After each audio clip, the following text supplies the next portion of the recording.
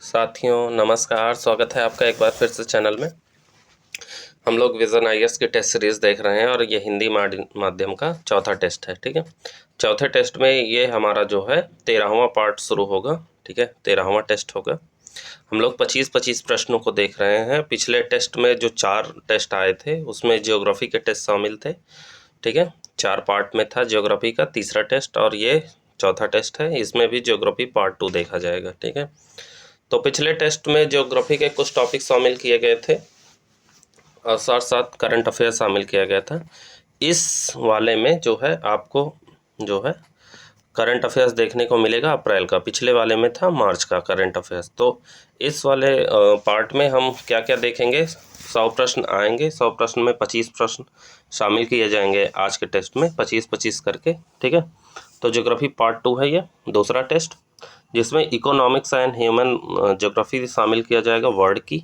ठीक है, जिसमें शामिल होगा economic geography of the world, primary, secondary, tertiary and quaternary and quinary activities, human geography of world, उसके अलावा world population distribution and density, races and tribes, settlements and migration, उसके अलावा economic and human geography of India, साथ साथ agriculture, land resources, water resources, minerals and energy resources, industries, transport and communication, foreign trade और population and migration settlement, ये चीज़ें शामिल की जाएगी आज के टेस्ट में।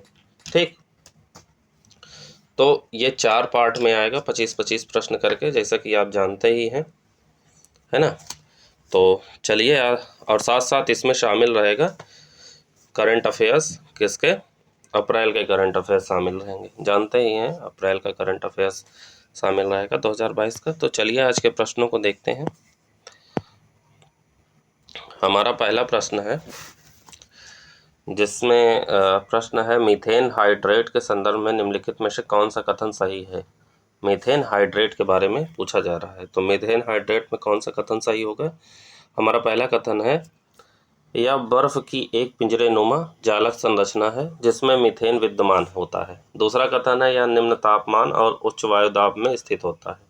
तीसरा कथन है, यह उत्तरी कनाडा और रूस के स्थायी तुषार में निकट तटवर्ती निक्षेपों में पाया जाता है। ठीक है, सही उत्तर चुनना है, इसमें से बताना है कौन सा हमारा कथन सही है। तो हमारा पहला कथन है, यह बर्फ की एक पिंजरेनुमा जालक संरचना है जिसमें मीथेन विद्यमान होता है। बिल्कुल, मीथेन हाइड्रेट जो होता है जिसमें जालक नमा संरचना पाई जाती है, तो ये जो है पिंजरेनुमा जालक संरचना होती है, तो जिसमें मीथेन विद्यमान होता है। पहला कथन हमारा सही है। दूसरा कथन है, यह निम्न तापमान एवं उच्च दाब में स्थित होता है। बिल्कुल सही है, यह निम्न तापमान और उच्च वायु दाब में उपस्थित होता है, तो दूसरा भी हमारा कथन सही है। ठीक, तीसरा हमारा कथन है, यह उत्तरी कनाडा और रूस के स्थायी तुषार में तटवर्ती निक्षेपों में पाया जाता है, तो तीसरा कथन भी हमारा सही है, क्योंकि ये उत्तरी कनाडा और रूस के स्थायी तुषार में तटवर्ती निक्षेपों में पाया जाता है। निक्षेपों को गर्म करने से या दाब कम करने से इस ठोस संरचना से गैस बाहर निकलने लगती है। ठीक है, तो इसलिए हमारा तीसरा कथन भी सही है। इसके अलावा भारत ने इस संबंध में प्रौद्योगिकी विकसित करने के लिए अमेरिका तथा जापान के अलावा कनाडा के साथ एक समझौता किया है। ठीक है, तो इसका मतलब क्या हुआ, हमारे तीनों कथन सही हैं। ठीक है, आगे बढ़ते हैं, अगला कुछ प्रश्न देखते हैं। हमारा नेक्स्ट क्वेश्चन है, निम्नलिखित में से किन औद्योगिक प्रदेशी क्षेत्रों को प्रमुख औद्योगिक प्रदेशों के रूप में वर्गीकृत किया गया है। निम्नलिखित में से किन औद्योगिक प्रदेशों या क्षेत्रों को प्रमुख औद्योगिक प्रदेश के रूप में वर्गीकृत किया गया है। पहला है गुरुग्राम दिल्ली मेरठ क्षेत्र, दूसरा है प्रयागराज वाराणसी मिर्जापुर क्षेत्र, तीसरा है उत्तरी मालाबार क्षेत्र और चौथा है कोल्लम तिरुवनंतपुरम क्षेत्र। ठीक है, तो इसमें पूछा है औद्योगिक प्रदेशों या क्षेत्रों को औद्योगिक प्रदेश के रूप में जो है वर्गीकृत किया गया है, तो इसमें हमारा ऑप्शन सही हो जाएगा गुरुग्राम दिल्ली मेरठ क्षेत्र और साथ साथ जो है कोल्लम तिरुवनंतपुरम क्षेत्र। ठीक है, कौन कौन सा हो जाएगा, गुरुग्राम दिल्ली मेरठ क्षेत्र और साथ साथ कोल्लम तिरुवनंतपुरम क्षेत्र, ये दोनों को शामिल किया गया है, किसको, प्रमुख औद्योगिक प्रदेश के रूप में वर्गीकृत किया गया है। ठीक है, तो हमारा ऑप्शन बी हो जाएगा। आगे बढ़ते हैं। अगला प्रश्न है हमारा, अंत्यावसायी या मेहनतकश कामगार निम्नलिखित में से किस गतिविधि से जुड़े होते हैं? अंत्यावसायी या मेहनतकश कामगार निम्नलिखित में से किस गतिविधि से जुड़े होते हैं? तो ये जुड़े होते हैं द्वितीयक गतिविधियों से। किससे? द्वितीयक गतिविधियों से। ठीक, यानी क्या होता है? द्वितीयक गतिविधि होती क्या है ये जान लीजिए। द्वितीयक गतिविधियों द्वारा प्राकृतिक संसाधनों का मूल्य बढ़ जाता है, अर्थात ये प्रकृति में पाए जाने वाले कच्चे माल का रूप परिवर्तित कर उसे मूल्यवान बना देती है। इस प्रकार की द्वितीयक गतिविधियां विनिर्माण, प्रसंस्करण और निर्माण उद्योग से संबंधित होती हैं। ठीक है, द्वितीयक गतिविधियां करने वाले लोगों को अंत्यावसायी या मेहनतकश कामगार, जिसे ब्लू कॉलर वर्कर कहा जाता है। ठीक है, तो हमारा ऑप्शन बी सही हो जाएगा। ठीक, आगे बढ़ते हैं, अगले प्रश्न देखते हैं। हमारा अगला प्रश्न है, भूमध्य रेखीय प्रदेशों की बस्तियों के संदर्भ में निम्नलिखित कथनों पर विचार कीजिए। भूमध्य रेखीय प्रदेशों की बस्तियों के संदर्भ में निम्नलिखित कथनों पर विचार कीजिए। पहला हमारा कथन है, भूमध्य रेखीय प्रदेशों में बेदुइन, पिग्मी और ओरंग असली जनजातियां निवास करती हैं। दूसरा कथन है, अधिकांश आदिम लोग शिकारी एवं संग्रहकर्ता के रूप में रहते हैं। ठीक है, दो कथन है, कौन सा कथन सही है ये हमको देखना है। ठीक है, तो पहला कथन है, भूमध्य रेखीय प्रदेशों में बेदुइन, पिग्मी और ओरंग असली जनजातियां निवास करती हैं। तो पहला कथन हमारा गलत है। क्यों? क्योंकि भूमध्य रेखीय प्रदेश की प्रमुख जनजातियों में शामिल कौन कौन सी होती हैं? अमेजन बेसिन की इंडियन जनजातियां, ठीक, और साथ साथ जो है कांगो बेसिन की पिग्मी जनजातियां, साथ साथ मलेशिया की ओरंग या असली यानी ओरंग असली जनजातियां। बेदुइन जो होती हैं वो अरब की खाना बदोश जनजाति है। कौन? तो ये जान लीजिए कि जो बेदुइन है वो कहाँ की है? वो अरब की है, एक खाना बदोश जनजाति है जो ऐतिहासिक रूप से अरब प्रायद्वीपीय के रेगिस्तानी क्षेत्रों में निवास करती है। ठीक है, तो हमारा पहला कथन गलत है। दूसरा कथन हमारा सही है। क्यों सही है? क्योंकि भूमध्य रेखीय प्रदेश में सामान्यतः कम आबादी पाई जाती है।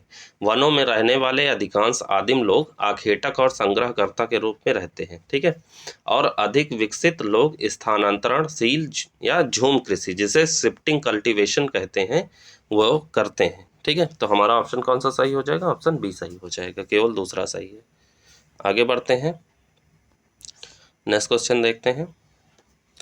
नेक्स्ट क्वेश्चन है हमारा, निम्नलिखित कथनों पर विचार कीजिए। पहला कथन है, भूरे कोयले का उपयोग वाष्प विद्युत ऊर्जा उत्पादन में ईंधन के रूप में किया जाता है। दूसरा है, बिटुमिनस कोयला एंथ्रेसाइट कोयले की तुलना में उच्च गुणवत्ता का होता है। तीसरा कथन है, बिटुमिनस कोयले में सभी प्रकार के कोयलों की अपेक्षा अशुद्धियां सबसे कम तथा कार्बन की मात्रा सबसे अधिक होती है। कौन सा कथन सही है ये देखना है। ठीक है, तो पहला कथन है, भूरे कोयले का उपयोग वाष्प विद्युत ऊर्जा उत्पादन में ईंधन के रूप में किया जाता है। बिल्कुल सही है।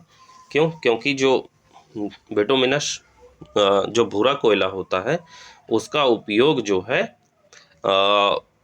वाष्प विद्युत उत्पादन ईंधन के रूप में किया जाता है। एक बात और जान लीजिए कि भूरा कोयला को ही लिग्नाइट कोयला कहते हैं। ये बात हमेशा याद रखिएगा, अगर कहीं ऑप्शन में आ जाए तो भूरा कोयला को लिग्नाइट कोयला भी कहा जाता है। ठीक है, यह मुलायम भूरे रंग का दाह जो है अवसादी चट्टान होता है, जो प्राकृतिक रूप से पीट कोयले के संपीड़ित होने से निर्मित होता है। ठीक है, अपेक्षाकृत कम ताप क्षमता के कारण इसे सबसे निम्न कोटि का कोयला माना जाता है। ठीक, अगला कथन है, बिटुमिनस कोयला एंथ्रेसाइट कोयला की तुलना में उच्च गुणवत्ता का होता है। तो दूसरा कथन हमारा गलत है। क्यों? क्योंकि बिटुमिनस कोयला या काला कोयला जो होता है वो अपेक्षाकृत मुलायम कोयला होता है। ठीक है, इसमें बिटुमिन नामक टार जैसा पदार्थ पाया जाता है। ठीक है, यह लिग्नाइट कोयले की तुलना में उच्च लेकिन एंथ्रेसाइट की तुलना में खराब गुणवत्ता का कोयला होता है। बिटुमिनस कोयले में कार्बन की मात्रा लगभग 60 से 80% होती है। इसका शेष भाग जल, वायु, हाइड्रोजन तथा सल्फर से निर्मित होता है। ठीक, तो दूसरा कथन हमारा गलत है। तीसरा कथन भी हमारा गलत है। क्यों गलत है? क्योंकि एंथ्रेसाइड खनिज जो होता है, एंथ्रेसाइड खनिज कोयले की कठोर एवं सुगठित किस्म होती है। ठीक है, जिसमें चमक अधिक होती है। इसमें उच्चतम कार्बन की मात्रा, न्यूनतम अशुद्धियां और सभी प्रकार के कोयलों की अपेक्षा उच्चतम कैलोरी क्षमता होती है। इसमें कार्बन की मात्रा 92.1% और 98% के बीच होती है। इसका उपयोग मुख्य रूप से विद्युत उत्पादन में तथा धातु विज्ञान में क्षेत्रक के रूप में किया जाता है। किसके रूप में? क्षेत्रक के रूप में किया जाता है, ये याद रखिएगा।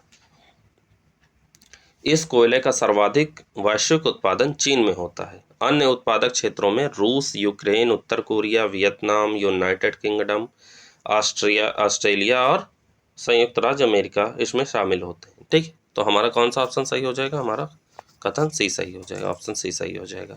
आगे बढ़ते हैं, अगला प्रश्न देखते हैं। अगला प्रश्न है हमारा, निम्नलिखित दी गई स्थितियों में कौन सी स्थिति या स्थितियां गेहूं की अच्छी फसल के लिए आदर्श स्थितियां नहीं हैं।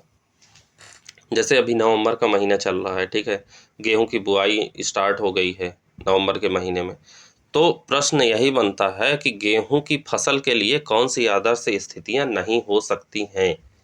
ठीक, तो देखिए, पहला हमारा कथन दिया गया है कि इसके लिए 75 से 100 सेंटीमीटर वर्षा की आवश्यकता होती है। तो पहला कथन हमारा सही है, बिल्कुल सही है। इसके लिए जो है कम से कम 75 से 100 सेंटीमीटर की वर्षा होनी आवश्यक होती है। ठीक है, गेहूं के उत्पादन के लिए। नहीं सॉरी, पहला कथन हमारा गलत है, क्योंकि इसके लिए 75 से 100 सेंटीमीटर की वर्षा नहीं होती है और आवश्यक नहीं होती, क्योंकि 75 से 100 किसमें आवश्यक होती है? वो धान की फसल के लिए आवश्यक होती है। ठीक है, चावल के लिए वो आवश्यक होती है, लेकिन गेहूं की फसल के लिए इतनी बारिश की आवश्यकता नहीं होती है। गेहूं की फसल के लिए हमको जो है 50 से 75 सेंटीमीटर वर्षा चाहिए। कितनी? 50 से 75 सेंटीमीटर वर्षा चाहिए होती है। उसके अलावा और क्या चाहिए होती है? उसके अलावा हमको चाहिए होती है 10 से 15 डिग्री का शीत ऋतु का तापमान, और जब पक जाए तो 21 से 26 तक इसका तापमान होना चाहिए। ठीक, उसके अलावा हमको हल्की दोमट मिट्टी चाहिए होती है, दूसरा कथन सही है। साथ साथ जो है परिपक्वता अवधि के दौरान, तीसरा कथन भी सही है, शीत ऋतु का तापमान 10 से 15 डिग्री सेंटीग्रेड और ग्रीष्म ऋतु का तापमान 21 से 26 डिग्री सेंटीग्रेड तक होना चाहिए। ठीक है, यह हल्की दोमट मिट्टी गेहूं की कृषि के लिए आदर्श मानी जाती है, जानते ही हैं।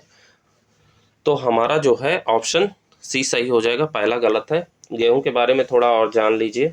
गेहूं के प्रमुख उत्पादक राज्य उत्तर प्रदेश, मध्य प्रदेश, पंजाब, हरियाणा, राजस्थान है। ठीक है, इसके अलावा पंजाब व हरियाणा में गेहूं की उत्पादकता लगभग 4000 किलोग्राम प्रति हेक्टेयर से अधिक है, जबकि उत्तर प्रदेश, राजस्थान व बिहार में इसकी औसत पैदावार मध्यम स्तर की है।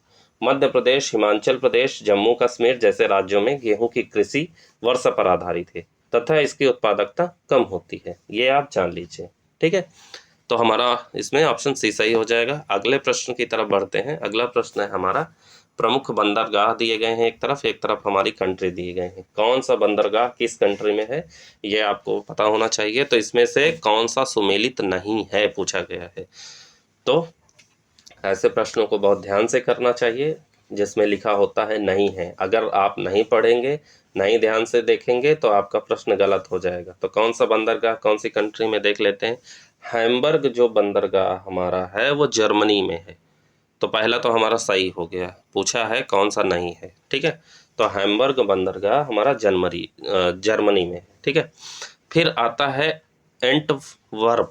एंटवर्प बंदरगाह हमारा कहाँ है? वो बेल्जियम में है, नीदरलैंड इसमें ऑप्शन में दिया है, बल्कि कहाँ है? एंटवर्प बंदरगाह बेल्जियम में। कहाँ है? बेल्जियम। ठीक, तो दूसरा कथन हमारा गलत हो गया। तो अब देखिए, एलिमिनेशन मेथड का जब हम प्रयोग करते हैं तो हमेशा दो ऑप्शन तो होते ही नहीं है। तो पहला ऑप्शन ए, ऑप्शन डी तो होगा ही नहीं, ऑप्शन ए, ऑप्शन सी तो होगा ही नहीं, बचे ऑप्शन बी, ऑप्शन डी। ठीक, तो हैम्बर्ग जर्मनी में, एडवर्प कहाँ है हमारा? एडवर्प है बेल्जियम में। बाल्टीमोर कहाँ है? बाल्टीमोर है संयुक्त राज्य अमेरिका में। तो हमारा तीसरा कथन भी सही है, बाल्टीमोर बंदरगाह कहाँ है? संयुक्त राज्य अमेरिका में। फिर उसके बाद हवाना, हवाना बंदरगाह कहाँ है? तो हवाना बंदरगाह है क्यूबा में, ना कि ब्राज़ील में। हवाना भी गलत है, तो क्यूबा में होगा। कहाँ? क्यूबा में। तो हमारा जो है कौन कौन सा ऑप्शन गलत है? हमारा ऑप्शन गलत है दूसरा और चौथा। क्या किसी में है? बिल्कुल है, डी में है। ठीक है, तो बंदरगाहों को एक बार देख लीजिएगा कौन सा बंदरगाह कहाँ है। लेकिन मैं चलिए आपको एक बार बता देता हूँ कौन सा बंदरगाह कहाँ है, ठीक है, जान लीजिए। हमारा जो है शंघाई बंदरगाह चीन में है, हवाना क्यूबा में, किंगदाओ चीन में, जेबल अली दुबई और संयुक्त राज्य अमीरात में है, रॉटरडैम है नीदरलैंड्स में, पोर्ट क्लैंग है मलेशिया में, एंटवर्प है बेल्जियम में, काओशुंग है ताइवान और चीन में, लॉस एंजलिस है संयुक्त राज्य अमेरिका में, हैम्बर्ग है जर्मनी में, बाल्टीमोर है संयुक्त राज्य अमेरिका में, केहिन पोर्ट्स है जापान में, न्यूयॉर्क है न्यू जर्सी और संयुक्त राज्य अमेरिका में, कोलंबो है श्रीलंका में, हम्बनटोटा है श्रीलंका में, हो ची मिन सिटी ये है वियतनाम में, हंसिन है पोर्ट जापान में, जवाहरलाल नेहरू पोर्ट जिसे नावा शेवा कहते हैं भारत में है, पीरियस है ग्रीस में, अल्जेसीरास है स्पेन में है, जिहाद है सऊदी अरब में, सेंटोस है ब्राज़ील में, फूजो है चीन में, वैंकूवर है कनाडा में, सालालाह है ओमान में, खाशाव पोर्ट है ओमान में, चाबहार है ईरान में, पोर्ट ऑफ बेसिन है म्यांमार में, पोर्ट ऑफ कराची है पाकिस्तान में, ग्वादर पोर्ट है पाकिस्तान में, होदेदाह पोर्ट है यमन में और आदन पोर्ट है यमन में। ठीक है, इतने बंदरगाह जो प्रमुख बंदरगाह हैं वो मैंने आपको बता दिए, इन्हें याद रखिएगा, दोबारा सुन लीजिएगा बंदरगाहों की लिस्ट को, ठीक, तो याद हो जाएगा। ठीक है, वीडियो को पीछे करके आप दोबारा सुन लीजिएगा। अगले प्रश्न की तरफ बढ़ते हैं। अगला प्रश्न है हमारा, चलवासी पशुचारण के बारे में निम्नलिखित कथनों पर विचार कीजिए। चलवासी पशुचारण आप अगर टर्म जानते हैं तो जानते होंगे। पहला कौन सा कथन सही है देखना है। पहला कथन है, प्रेयरी क्षेत्र में चलवासी पशुचारक लामाओं यानी लामास का पालन करते हैं। तो पहला कथन हमारा गलत है। क्यों गलत है, जान लीजिए। लामाओं को एंडीज क्षेत्र में चलवासी पशुचारण के हिस्से के रूप में पाला जाता है। प्रेयरी क्षेत्र उत्तरी अमेरिका में स्थित है, ये हमेशा याद रखिएगा। जो प्रेयरी क्षेत्र है वो उत्तरी अमेरिका में स्थित है। तो जो चलवासी पशुचारक लामाओं हैं ये जो है एंडीज क्षेत्र में जो है पाए जाते हैं। ठीक है, दूसरा कथन है हमारा, आर्कटिक और उप आर्कटिक क्षेत्रों में चलवासी पशुचारकों द्वारा पाले जाने वाला सर्वाधिक महत्वपूर्ण पशु रेंडियर है। बिल्कुल सही है, रेंडियर को चलवासी पशुचारण के हिस्से के रूप में आर्कटिक और उप आर्कटिक क्षेत्रों में पाला जाता है, ये याद रखिएगा। क्यों, क्योंकि जो है वहाँ ठंड बहुत ज़्यादा पड़ती है। ठीक, तो रेंडियर को पाला जाता है। तो हमारा कौन सा कथन सही हो जाएगा, ऑप्शन बी सही हो जाएगा। आगे बढ़ते हैं, अगला प्रश्न, white spot syndrome virus WSSV के संदर्भ में निम्नलिखित कथनों पर विचार कीजिए। ये करंट में रहा है अभी चर्चा में, इसलिए ये पूछा गया है। ठीक, व्हाइट स्पॉट सिंड्रोम वायरस, ठीक है, WSSV। तो पहला कथन है हमारा, व्हाइट स्पॉट बीमारी एक DNA पर आधारित अत्यधिक संक्रामक विषाणु जनित संक्रमण है। तो हमारा पहला कथन सही है। व्हाइट स्पॉट जो होती है बीमारी होती है DNA आधारित एक अत्यधिक संक्रामक विषाणु जनित रोग है। ठीक है, दूसरा है, यह विषाणु केवल क्रस्टेसियाई को संक्रमित करता है। तो दूसरा कथन भी हमारा सही है। बिल्कुल, यह विषाणु केवल क्रस्टेसियाई यानी झींगे, लॉबस्टर, केकड़े को उपसंघ को संक्रमित करता है और ऐसा प्रतीत होता है कि यह किसी अन्य ज्ञात विषाणु से संबंध नहीं रखता है। ठीक, तीसरा कथन है, वर्तमान में इस बीमारी के अनियंत्रित रूप से घटित होने और एवं इसके प्रसार को रोकने के लिए कोई उपचार उपलब्ध नहीं है। तो तीसरा कथन भी हमारा सही है। ठीक है, यानी इस बीमारी के अनियंत्रित रूप से घटित होने और इसका जो प्रसार हो रहा है इसको रोकने के लिए कोई उपचार जो है उपलब्ध अभी नहीं है। तो हमारे तीनों कथन सही है, ऑप्शन ए सही हो जाएगा। आगे बढ़ते हैं अगले प्रश्न की तरफ। अगला प्रश्न है, उपनगरीकरण की प्रक्रिया संबंधित है। उपनगरीकरण जानते हैं आप? उपनगरीकरण की प्रक्रिया होती है शहर के घने बसे क्षेत्रों से हटकर रहन सहन की अच्छी गुणवत्ता की खोज में शहर के बाहर स्वच्छ एवं खुले क्षेत्रों में जाने वाले लोगों से, ठीक है। उपनगरीकरण उसे कहते हैं। यानी आप जानते ही हैं, जब शहर में बहुत ज़्यादा भीड़ भाड़ हो जाती है, प्रदूषण बहुत ज़्यादा हो जाता है, गुणवत्ता वाली चीज़ें नहीं मिलती हैं, तो लोग क्या करते हैं, शहर से बाहर जाने लगते हैं, ठीक है। अगर उदाहरण देखें तो उदाहरण मान लो दिल्ली का लेते हैं, ठीक है। तो दिल्ली में देखेंगे कि गौतम बुद्ध नगर जो, यानी जिसे नोएडा कहते हैं, नोएडा में लोग रहने वाले लोग, ठीक है, दिल्ली में अपने कार्यालयों, जो दिल्ली में काम करते हैं, दिल्ली में अपने कार्यालय तो जाते हैं, लेकिन रहते कहाँ हैं, नोएडा में रहते हैं, ठीक है, गौतम बुद्ध नगर रहते हैं, या उत्तर प्रदेश के आसपास जहाँ बढ़िया उनको साफ सुथरा माहौल मिलता है वहाँ रहते हैं, ठीक है। तो इसी तरह होता है, इसी को उपनगरीकरण कहते हैं, कि लोग जो है जहाँ अच्छी गुणवत्ता वाली चीज़ें नहीं मिलती हैं उसकी खोज के लिए शहर के बाहर रहने लगते हैं, ठीक। आगे बढ़ते हैं, अगला प्रश्न देखते हैं। अगला प्रश्न है हमारा, महाद्वीपों में कोयले के वितरण के संदर्भ में निम्नलिखित युग्मों पर विचार कीजिए, ठीक है। कौन से महाद्वीप में कोयले किस तरह के हैं, तो प्रमुख कोयला क्षेत्र और महाद्वीप, ठीक। रूर कोयला जो है हमारा, रूर कोयले का भंडार कौन सा सही सुमेलित है, पहले तो ये पूछा गया है। तो रूर जो है हमारे पाए जाते हैं, रूर पाए जाते हैं यूरोप में, बिल्कुल सही है। रूर जो प्रमुख कोयला क्षेत्र है वो यूरोप में स्थित है, ठीक है। जो जर्मनी का रूर, तो जर्मनी यूरोप में है, ठीक है। दूसरा है सिंगरेनी, सिंगरेनी एशिया में है, बिल्कुल सही है। सिंगरेनी कहाँ है, एशिया में है, जानते ही हैं। भारत में दामोदर घाटी, रानीगंज, बोकारो, झरिया, सिंगरेनी, ये सब एशिया में है, जानते ही हैं। फिर उसके बाद सांता कैटरीना, सांता कैटरीना जो है ब्राज़ील में है, ना कि उत्तरी अमेरिका में। कहाँ है, ब्राज़ील में, याद रखिएगा, ब्राज़ील, ब्राज़ील कहाँ है, ब्राज़ील में। तो तीसरा गलत है। चौथा है बैंकी, बैंकी कहाँ है, अफ्रीका में, बिल्कुल सही है। बैंकी कहाँ है, अफ्रीका में, जिम्बाब्वे में, जिम्बाब्वे जानते हैं अफ्रीका की एक कंट्री है, तो वहीं पे जो है बैंकी है।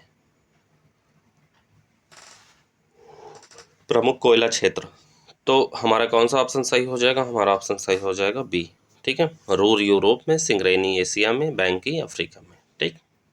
इस तरह पूछा गया है। आगे बढ़ते हैं। एक पिरामिड देखिए दिया गया है, पिरामिड आपको धुंधला लग रहा होगा, ठीक है, समझ नहीं आ रहा होगा, लेकिन फिर भी हम इसको समझने का कोशिश करते हैं, ठीक है। प्रश्न है, आयु लिंग जनसंख्या पिरामिड के संदर्भ में निम्नलिखित का ग्राफ विचार कीजिए। यह निम्नलिखित देशों में से किसकी जनसंख्या जनांकीय रूप से निरूपित करती है, ठीक है। एक तरफ मेल दिए गए हैं, एक तरफ फीमेल दिए गए हैं, ठीक है, और ये उम्र दी गई है जो है जनांकीय रूप से, ठीक। तो ये जो पिरामिड दिया गया है, मैं इसके बारे में बता दूं, ये जापान का पिरामिड है, ये जो है जापान की जनसंख्या का पिरामिड है, ये आप जान लीजिए। इस पिरामिड का एक संकीर्ण आधार और सुंडाकार यानी टेपर्ड शीर्ष है, ठीक है, जानते ही हैं ऐसे बना हुआ है, ठीक है, शंक्वाकार है, देख ही रहे हैं। यह निम्न जन्म और मृत्यु दर को दर्शाता है, यानी निम्न जन्म और मृत्यु को दर्शाता है। जापान जैसे विकसित देशों में जनसंख्या वृद्धि लगभग शून्य अथवा ऋणात्मक होती है, ये तो आप जानते ही हैं, ठीक है। जनसंख्या वृद्धि जो है लगभग ऋणात्मक होती है, तो हमारा ऑप्शन इसमें सी सही हो जाएगा, ये जापान का पिरामिड दिया गया है, ठीक है। आगे बढ़ते हैं, अगला प्रश्न देखते हैं। अगला प्रश्न है, आयु लिंग पिरामिड और निरूपित जनसंख्या, ठीक है, किस तरह,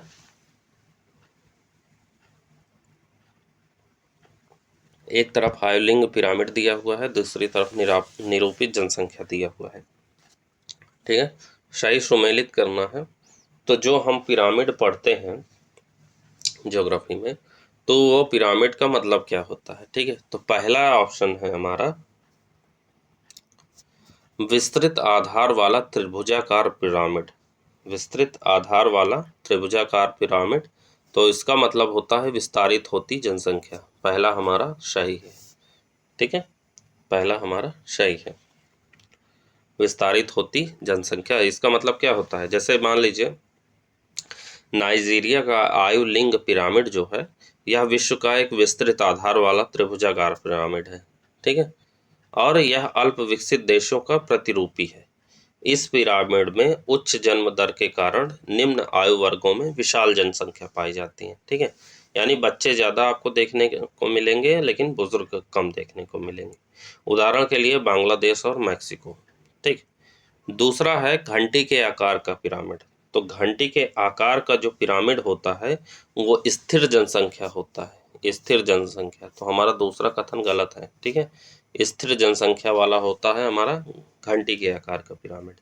यानी ऑस्ट्रेलिया का अगर देखा जाए तो ऑस्ट्रेलिया का आयु लिंग पिरामिड, यह पिरामिड घंटी के आकार का पिरामिड होता है और शीर्ष की ओर सुंडाकार होता है, और यह दर्शाता है कि जन्म दर और मृत्यु दर लगभग समान है, जिसके परिणाम स्वरूप जनसंख्या लगभग स्थिर हो जाती है, ठीक है। फिर अगला होता है सुंडाकार शीर्ष के साथ संकीर्ण आधार। सुंडाकार शीर्ष के साथ संकीर्ण आधार, तो ये होता है हासमान जनसंख्या। कौन सा होता है? हासमान जनसंख्या। तो तीसरा भी गलत है, ठीक है। हासमान यानी जापान का पिरामिड, जैसे आपने ऊपर अभी देखा, यानी इस पिरामिड का संकीर्ण आधार और एक शुंडाकार शीर्ष होता है जो निम्न जन्म और मृत्यु दरों को दर्शाता है। विकसित देशों में जनसंख्या वृद्धि सामान्य तौर पर शून्य अथवा ऋणात्मक होती है, ठीक है। तो हमारा कथन पहला सही है, ठीक है। प्रश्नों को ध्यान से देखते चलिए, आगे बढ़ते हैं अगले प्रश्न की तरफ। हमारा अगला प्रश्न है एग्जिम बैंक के संदर्भ में निम्नलिखित कथनों पर विचार कीजिए, ठीक है। हमारा पहला कथन है, एग्जिम बैंक के बारे में पूछा गया है। पहला कथन है इसे भारतीय रिजर्व बैंक अधिनियम 1934 के तहत स्थापित किया गया है। बिल्कुल गलत है। क्यों? क्योंकि ये देखिए अभी चर्चा में भी रहा है, तो इसलिए जान लीजिए, इस प्रश्न को बहुत अच्छे से समझ लीजिए, करंट अफेयर्स है। एग्जिम बैंक जो होता है उसकी स्थापना भारत सरकार द्वारा भारत निर्यात आयात बैंक अधिनियम 1981 के तहत, किसके तहत? 1981 के तहत, EXIM। एग्जिम का मतलब ये होता है एक्सपोर्ट इंपोर्ट, EX का मतलब एक्सपोर्ट, IM का मतलब इंपोर्ट, ठीक है। ये आप तो जानते ही होंगे, ठीक है। तो एग्जिम बैंक की स्थापना भारत सरकार द्वारा भारतीय निर्यात आयात बैंक अधिनियम 1981 ना कि 1934 के तहत निर्यात ऋण के एक संरक्षक के रूप में की गई थी, ठीक है। यह बैंक वैश्विक निर्यात क्रेडिट एजेंसियों के तर्ज पर काम करता है। एग्जिम बैंक उत्पादों की और सेवाओं की एक विस्तृत श्रृंखला के माध्यम से उद्योगों और लघु एवं मध्यम उद्यमों यानी SMEs जो होती हैं, ठीक है, के लिए विकास इंजन के रूप में कार्य करता है। इसमें प्रौद्योगिकी का आयात और निर्यात योग्य उत्पादों का विकास, निर्यात उत्पादन, निर्यात विपणन, लदान पूर्व यानी प्री शिपमेंट एवं लदानोत्तर यानी पोस्ट शिपमेंट और विदेशी निवेश शामिल होते हैं, ठीक है। इसलिए हमारा पहला कथन गलत है। दूसरा कथन है यह केवल भारत में निर्यातकों और आयातकों को ऋण प्रदान करता है। तो दूसरा भी हमारा गलत है, क्योंकि यह विदेशी वित्तीय संस्थानों, क्षेत्रीय विकास बैंकों, साथ साथ संप्रभु सरकारों और विदेशों में अन्य संस्थाओं को भी ऋण की व्यवस्था प्रदान करता है, यानी लाइन ऑफ क्रेडिट प्रदान करता है। इसका उद्देश्य उन देशों के खरीदारों को आस्थगित ऋण यानी डिफर्ड क्रेडिट शर्तों पर भारत से विकासात्मक और बुनियाद परियोजनाओं, वस्तुओं और सेवाओं का आयात करने में सक्षम बनाना है, ठीक है। तो हमारा ऑप्शन डी हो जाएगा, दोनों गलत है, ना तो एक ना तो दो। आगे बढ़ते हैं, अगला प्रश्न देखते हैं। अगला प्रश्न है निम्नलिखित में से कौन सा या से प्रवासन के लिए प्रतिकर्ष कारक हैं? प्रवासन के लिए कौन से प्रतिकर्ष कारक हो सकते हैं? तो अगर आप प्रवासन पढ़े होंगे तो जानते होंगे, तो प्रवासन के लिए हमारे प्रतिकर्ष कारक हो सकते हैं प्रतिकूल जलवायु, प्राकृतिक विपदाएं और महामारियां, काम के बेहतर अवसर नहीं हो सकता, शांति और स्थायित्व भी नहीं हो सकता, ठीक है। प्रतिकर्ष कारक यही हो सकते हैं, यानी पुश फैक्टर जो होते हैं, यानी पुश फैक्टर जो होती हैं वो नकारात्मक चीज़ें होती हैं जो लोगों को एक नए क्षेत्र में जाने के लिए बाध्य करती हैं। प्रतिकर्ष कारक का मतलब ये होता है। इसके कारणों में आर्थिक अवसरों का अभाव, रहन सहन की निम्न दशाएं, राजनीतिक उथल पुथल, प्रतिकूल जलवायु, महामारियां और विपदाएं शामिल होती हैं। ठीक है, ये जान लीजिए। तो हमारा कौन सा ऑप्शन हो जाएगा? ऑप्शन ए हो जाएगा। ठीक, आगे बढ़ते हैं, अगला प्रश्न देखते हैं।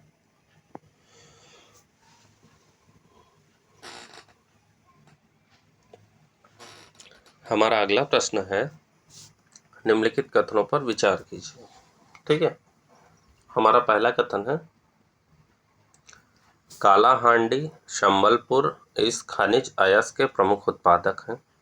दूसरा है, यह लैटराइट चट्टानों से संबद्ध है जो विस्तृत रूप से प्रायद्वीपीय भारत के पठारी क्षेत्रों अथवा पर्वत श्रेणियों के साथ साथ देश के तटीय क्षेत्रों में पाया जाता है।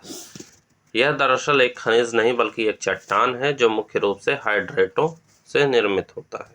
अब ये जो कथन तीनों दिए गए हैं, ये कौन से खनिज अयस्कों में से किसे वर्णित करता है?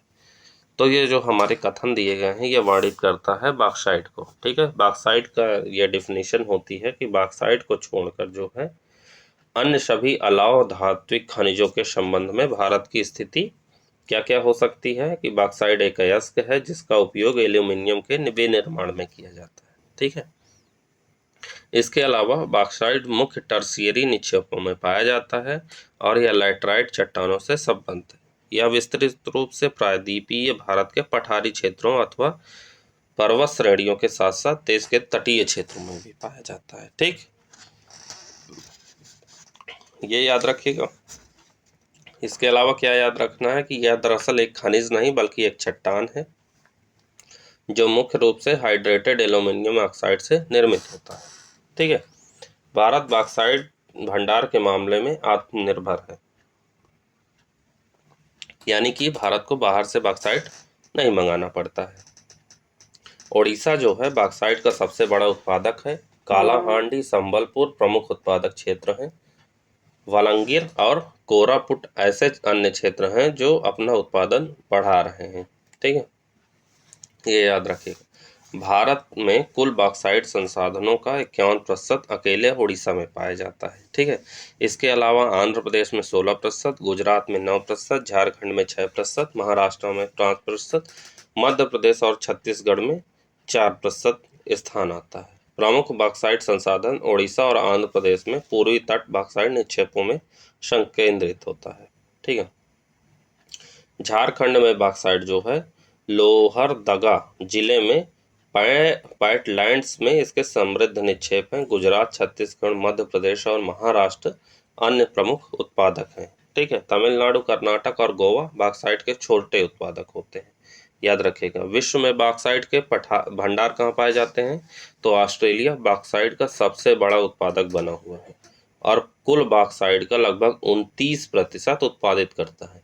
इसके पश्चात चीन 19%, गिनी 18%, ब्राज़ील 10% और भारत 7% का स्थान आता है। यानी पहले पे जो है ऑस्ट्रेलिया, दूसरे पे चीन, तीसरे पे गिनी, चौथे पे ब्राज़ील और 5वें नंबर पे भारत आता है पूरे विश्व में। याद रखिएगा। ठीक, आगे बढ़ते हैं अगले प्रश्न की तरफ। हमारा अगला प्रश्न है कि भारतीय रेलवे की महत्वपूर्ण उपलब्धियों में से एक वर्ष 1998 में कोंकण रेलवे का निर्माण है।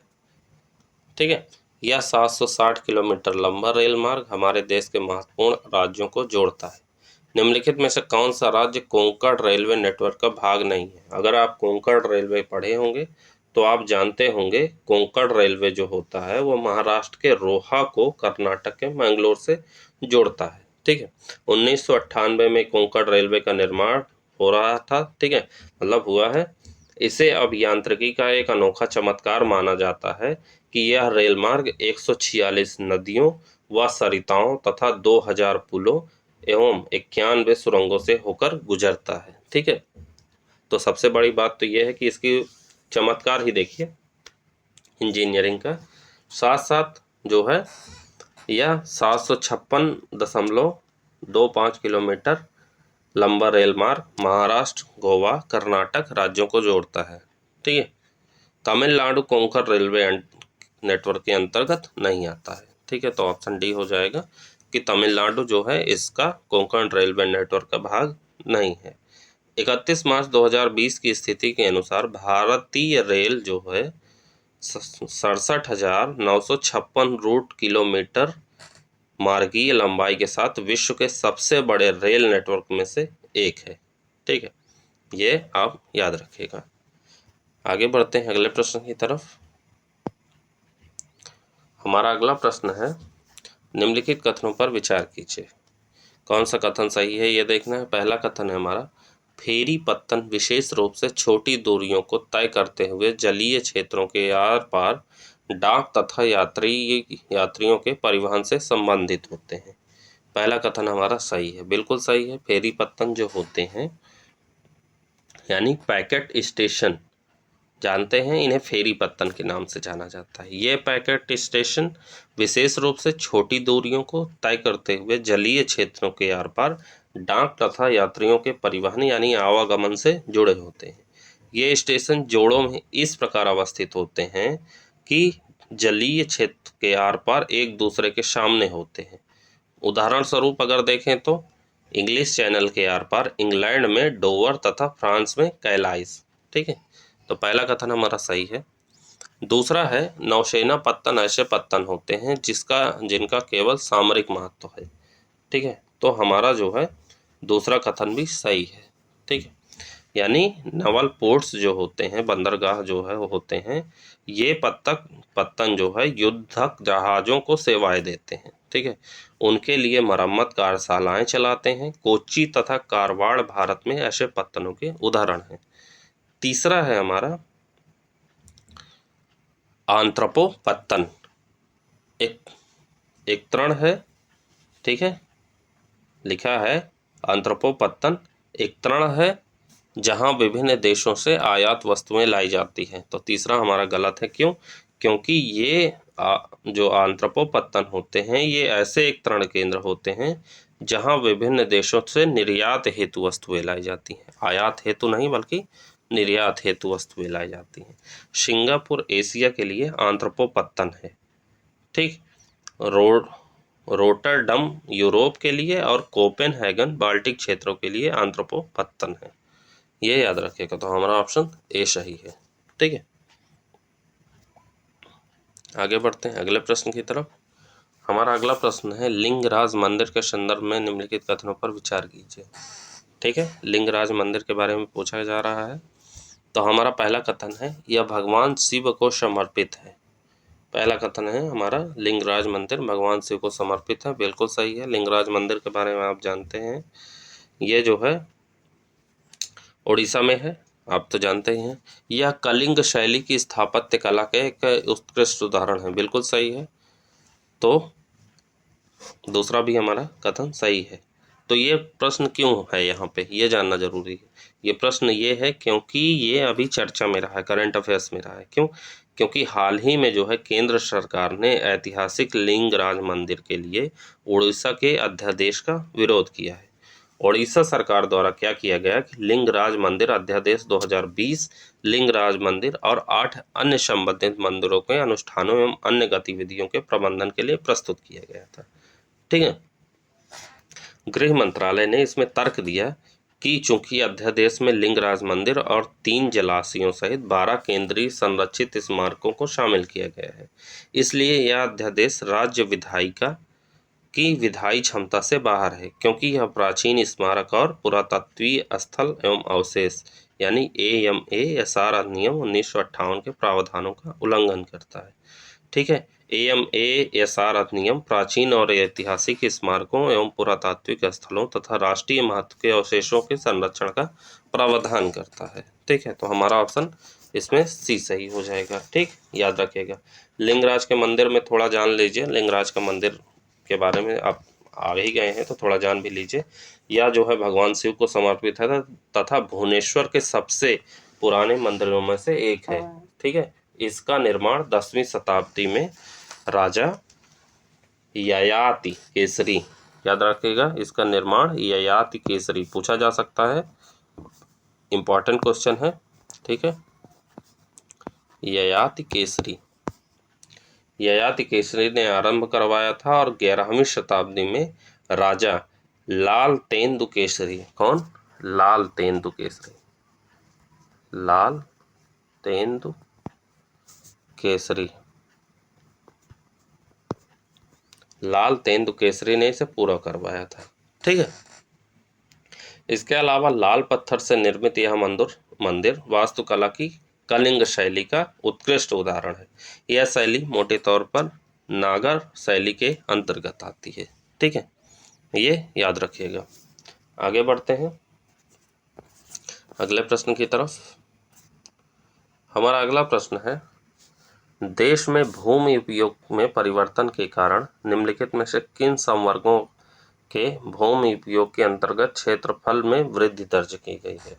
ठीक है, तो पहला कथन है हमारा वन के अंतर्गत क्षेत्रफल, पहला कथन सही है। दूसरा कथन है हमारा निवल बोया गया क्षेत्रफल, दूसरा भी सही है। तीसरा है बंजर एवं व्यर्थ भूमि, गलत है। चारागाह के अंतर्गत क्षेत्रफल, गलत है। परती भूमि, गलत है।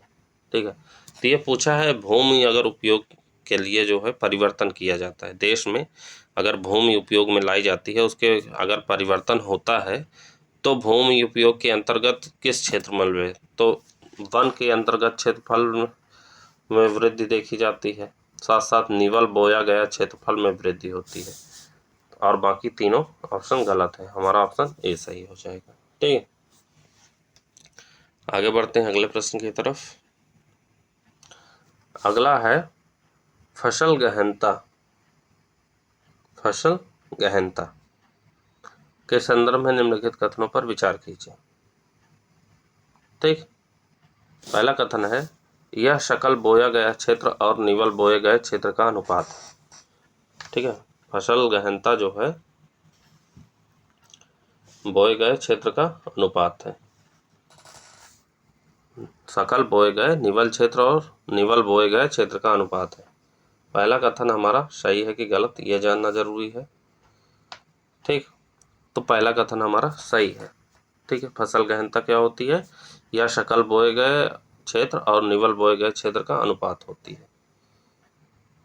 ठीक, दूसरा है यदि हम सीमित भूमि से उत्पादन बढ़ाने के लिए प्रौद्योगिकी को परिनियोजित करते हैं तो श्रम की मांग काफ़ी बढ़ जाती है। तो दूसरा कथन भी हमारा सही है, तो दोनों कथन हमारे सही हो जाएंगे। ठीक, याद रखिएगा। आगे बढ़ते हैं अगले प्रश्न की तरफ। अगला प्रश्न है हमारा गहन निर्वाह कृषि की निम्नलिखित में से कौन सी विशेषताएं होती हैं? गहन निर्वाह कृषि की निम्नलिखित में से कौन सी विशेषताएं होती हैं? तो गहन निर्वाह कृषि के बारे में पूछा गया है, आप इसके बारे में पढ़े होंगे गहन निर्वाह कृषि के बारे में। तो देखिए इसकी विशेषताएं कौन कौन सी हो सकती हैं। इसकी विशेषताएं होती हैं भूमि पर उच्च जनसंख्या दबाव, उसके अलावा होती हैं श्रम गहनता, और होती हैं प्रति श्रमिक निम्न उत्पादकता के प्रति साथ प्रति इकाई क्षेत्रफल में उच्च उपज। ठीक है, आप गहन निर्वाह कृषि के बारे में थोड़ा जान लीजिए कि ये एक्चुअल में होती क्या है। ठीक है, तो इस प्रकार की कृषि जो होती है वो मुख्यतः एशिया में मानसूनी वर्षा वाले घनी आबादी वाले क्षेत्रों में पाई जाती है। ठीक है, इस प्रकार की कृषि उन क्षेत्रों में की जाती है जहां भूमि पर जनसंख्या का दबाव अधिक होता है। भू स्वामित्व में विरासत के अधिकार के कारण पीढ़ी दर पीढ़ी जोतों का आकार छोटा और अलाभप्रद होता जा रहा है, और किसान वैकल्पिक रोजगार न होने के कारण सीमित भूमि से अधिकतम उत्पादन लेने की कोशिश करते हैं। अतः कृषि भूमि पर बहुत अधिक दबाव है, ये याद रखिएगा। इसलिए हमारा कथन पहला सही है, भूमि पर उच्च जनसंख्या दबाव। दूसरा है यह श्रम गहन कृषि है जहां अधिक उत्पादन के लिए अधिक मात्रा में जैव रासायनिक निवेशों और सिंचाई का प्रयोग किया जाता है। ठीक, चौथा हमारा कथन क्यों सही है? क्योंकि मृदा की उर्वरता बनाए रखने के लिए गोबर की खाद का प्रयोग किया जाता है। इस प्रकार की कृषि में प्रति इकाई क्षेत्रफल में उपज अधिक होती है, ठीक है, लेकिन प्रति श्रमिक या कृषक उत्पादकता कम होती है, ठीक है। तो हमारा कौन सा ऑप्शन सही हो जाएगा? ऑप्शन हमारा डी सही हो जाएगा, ठीक। आगे बढ़ते हैं अगले प्रश्न की तरफ। हमारा अगला प्रश्न है, निम्नलिखित में से किन उद्योगों को भार ह्रास वाले कच्चे माल पर आधारित उद्योग के रूप में वर्गीकृत किया जाता है, ठीक। तो प्रश्न ये है कि कौन सा ऐसे उद्योग हैं जिनमें भार ह्रास यानी भार में हानि वाले कच्चे माल पर आधारित उद्योग के रूप में वर्गीकृत किया जाता है। तो इसमें कौन कौन से होते हैं? देखिए, इसमें होते हैं हमारे लौह एवं इस्पात उद्योग, इसके अलावा होते हैं लुगदी उद्योग, इसके अलावा होते हैं चीनी मिल उद्योग, सूती वस्त्र उद्योग और पेट्रोकेमिकल उद्योग नहीं होते हैं इसमें, ठीक है, ये याद रखिएगा। तो हमारा कौन सा ऑप्शन सही हो जाएगा? हमारा ऑप्शन ए सही हो जाएगा, ठीक। आगे बढ़ते हैं, अगला प्रश्न देखते हैं। हमारा अगला प्रश्न है, जनसांख्यिकीय संक्रमण सिद्धांत के संदर्भों में निम्नलिखित कथनों पर विचार कीजिए। कौन सा कथन सही है, यह देखना है। पहला कथन है कि इसका उपयोग किसी क्षेत्र की भावी जनसंख्या के पूर्वानुमान करने के लिए किया जा सकता है, ठीक है। तो पहला कथन हमारा सही है, यानी जनसांख्यिकीय संक्रमण सिद्धांत जो होता है इसका उपयोग किसी क्षेत्र की भावी जनसंख्या का पूर्वानुमान करने के लिए किया जा सकता है, ठीक। दूसरा है कथन हमारा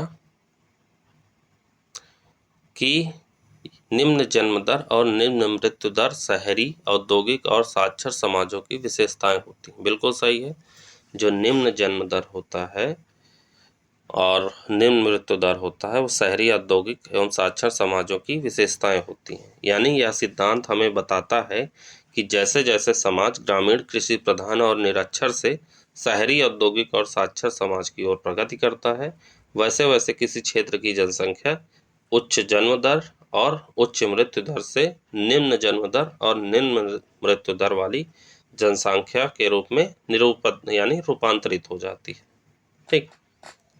तीसरा कथन है, यह 2 चरणों में जनसांख्यिकीय संक्रमण की व्याख्या करता है। तो तीसरा कथन हमारा गलत है, ठीक है। ये 3 चरणों वाला होता है। कितने चरणों वाला?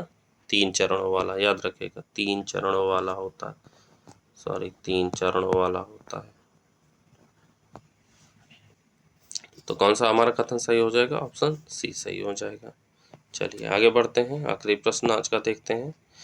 25 तक के प्रश्नों को मैंने जैसे बोला था, उसके बाद जो है 25 प्रश्न जो है फिर 26 से लेके 50 तक के प्रश्न अगले वीडियो में रहेंगे, ठीक है। तो हमारा प्रश्न है, हाल ही में आर्थिक मामलों की मंत्रिमंडलीय समिति ने वर्ष 2024 तक सभी सरकारी योजनाओं में पौष्टिकृत चावल के वितरण को मंजूरी दी है।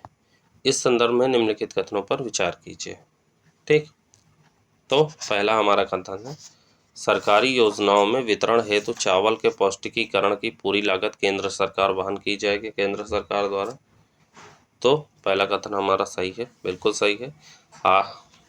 प्रश्न ये है कि आर्थिक मामलों की जो मंत्रिमंडलीय समिति है उसने 2024 तक सभी सरकारी योजनाओं में पौष्टिकृत चावल के वितरण को मंजूरी दी है। तो इस सरकारी योजनाओं में वितरण हेतु जो चावल का जो है लागत होगी, पौष्टिकरण की पूरी लागत केंद्र सरकार द्वारा वहन की जाएगी, ठीक है। तो पहला हमारा कथन सही हो जाएगा, ठीक, ये याद रखिएगा। दूसरा कथन है हमारा, भारत में चावल को आमतौर पर आयोडीन के साथ पौष्टिकृत किया जाता है। बिल्कुल गलत है, कैसे पौष्टिकृत किया जाएगा, ठीक है, क्यों गलत है ये जानना जरूरी है। तो भारत में चावल को बरही वेधन तकनीक यानी एक्सट्रैक्शन टेक्नोलॉजी का उपयोग करके पौष्टिकृत किया जाता है, ना कि आयोडीन के साथ पौष्टिकृत किया जाता है, ठीक है, ये याद रखिएगा। इस तकनीक में चावल को पीसकर उसका चूर्ण तैयार किया जाता है और उसमें विटामिन एवं खनिज के प्रीमिक्स को मिश्रित किया जाता है। इस मिश्रण को से एक उत्सर्जित मशीन यानी एक्सट्रूडर जो मशीन होती है उसका उपयोग करके चावल को पौष्टिकृत दाने के रूप में तैयार किया जाता है। इस प्रकार तैयार किए गए चावल के दानों को पारंपरिक चावल में लगभग 1:50 से 1:200 के अनुपात में मिश्रित किया जाता है। ठीक है, जिसके कारण पौष्टिकृत चावल सुगंध, स्वाद और बनावट में पारंपरिक चावल के लगभग समान हो जाता है। इस चावल के लाभ क्या हो सकते हैं? तो इस चावल के लाभ क्या होते हैं?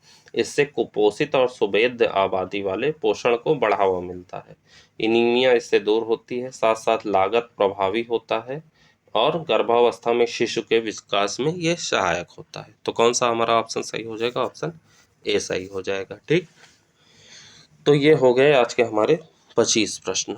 उम्मीद है आपको ये वीडियो पसंद आया होगा। वीडियो को लाइक कर दीजिए, चैनल पे नए हैं तो चैनल को सब्सक्राइब कर दीजिए। मिलते हैं अगले वीडियो में, तब तक के लिए जय हिंद, जय Bharat. Thank you so much.